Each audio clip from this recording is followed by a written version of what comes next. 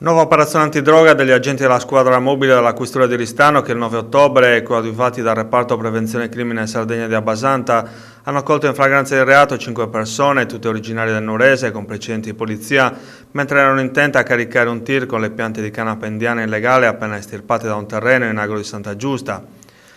In manette sono finiti il proprietario del terreno, Nino Vaca, 66 anni, nato a Voda ma residente a Santa Giusta, Giovanni Maria Giobbo, 56 anni di Orgosolo, Thomas Cancello, 22 anni di Oliena, Angelo Muscau, 55 anni di Orgosolo e Francesco Goddi, 44 anni di Nuoro.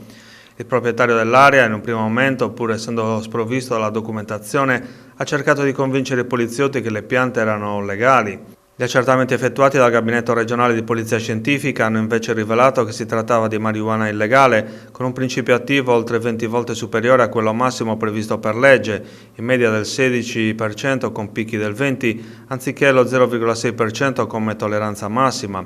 Nel corso delle perquisizioni sono stati sequestrati altri 300 kg di marijuana già essiccata e stoccata all'interno di 300 sacchi termosaldati e posti sotto vuoto.